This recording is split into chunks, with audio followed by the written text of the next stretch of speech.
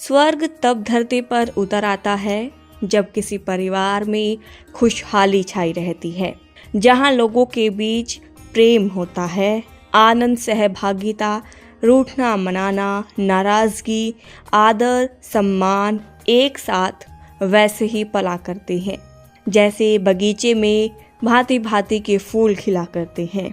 तो समझ लीजिए स्वर्ग कहीं और नहीं, यहाँ परिवार में घुटन व टूटन है, द्वेष और विरोध है, ईर्ष्या और विशेष की भावना है। समझिए वही नर्क का बसेरा है। कुछ लोग अपने जीवन और परिवार की खुशहाली के लिए कई प्रकार की सुविधाओं को इकट्ठा करते हैं ताकि उनके होने से बच्चे खुश हो जाएं। लेकिन घर में उत्तम सामग्री के संपादन में स्वर्ग इजाज़त नहीं देता है। परिवार में खुशहाली तब छाई रहती है जब परिवार में आनंद और प्रेम का माहौल होता है। हर व्यक्ति एक दूसरे के प्रति सहभागिता और त्याग की भावना से जुड़ा होता है। तब राम को वनवास में भी स्वर्ग होता है। इसके विपरीत जहाँ परिवार में द्वेष होता है, वहाँ किसी का राज तिलक होते हुए भी नर्क होता है। परिवार तो हमारी पाठशाला है। बच्चा स्कूल में बाद में जाता है, संस्कार उसको पहले घर से मिलते हैं। विद्यालय तो शिक्षा देने के लिए होते हैं, पर परिवार संस्कार देने के लिए होते हैं। हमारे चरित्र का निर्माण हमारे परिवार के आधार पर होता है। जहाँ परिवार खुशहाल होता है, वहाँ की हर सुबह पर्व की तरह होती है।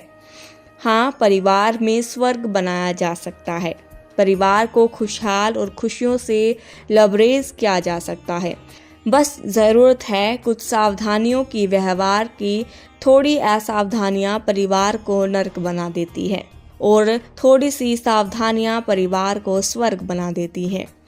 घर में सदस्य गुस्सैल या क्रोधी प्रकृति का है तो ऐसा ना समझें कि उसे अलग कर दिया जाए, बल्कि यह सोचे कि इस सदस्य के साथ अपना तालमेल कैसे बिठाया जाए।